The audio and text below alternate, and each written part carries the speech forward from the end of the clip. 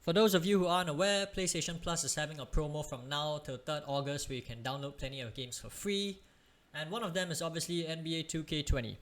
So I'm Hibidi, and together with 2K, we are teaming up to bring you a series of tutorials to introduce you to NBA 2K20. And today we'll start with basic offense and defense. And the fundamental thing about NBA 2K20 is the shot meter function. What it is essentially is a power-up shooting mechanic where to begin the shooting process, you hold down your square button to initiate the shot. And as you reach the player's highest point, just as he's about to release the ball, you take your finger off the shot meter to release the shot.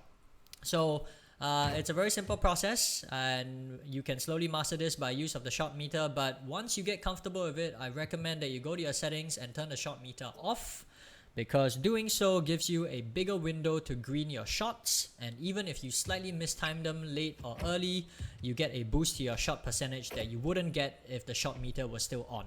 So over here, practicing with James Harden, the technique is to see and observe when he's going to flick his wrist back to release the shot, and that's when you release the shot button. So it's not enough to just practice with one player, because how NBA 2K20 works is that every single player in the game has his own unique shot timing release function.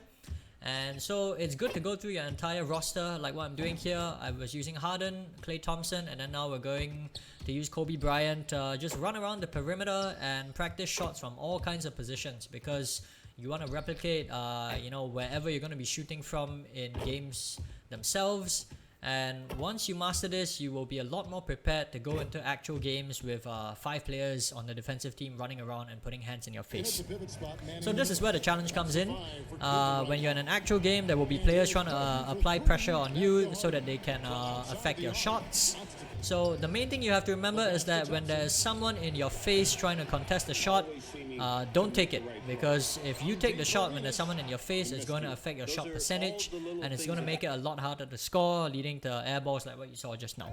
So the most important thing you have to remember is that you always have to move the ball around the court, get someone open. Like you see Larry Bird here hiding in the corner, waiting for the right chance to take a shot, and it's a lot easier to green them in these cases. So in the next few clips, you'll see examples of players shooting from wide open positions.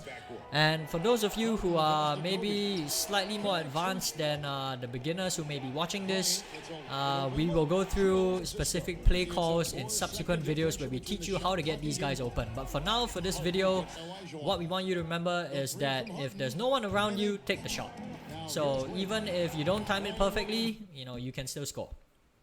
We'll move on to basic defense now, and the main thing you have to know is how to block shots. So it's as simple as getting your player in position by moving your left stick, and then when you're ready to jump with the attacker who's going up for the shot, you press your triangle button. So right now it's just about you guys getting comfortable with the game, recognizing when these shots will come, and then jumping with them to block the shots. Now, if you don't end up blocking the shot, it's not the end of the world, because as we mentioned earlier, as long as the opponent has a hand in your face, it makes it a lot more difficult for you to make those shots. So all you have to do, if you don't manage to block them, is to affect the shot.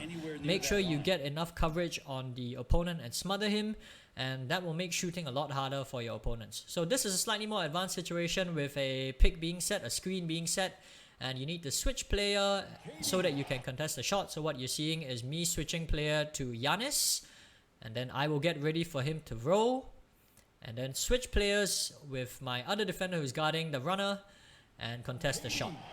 So that's it for today's basic introductory tutorial.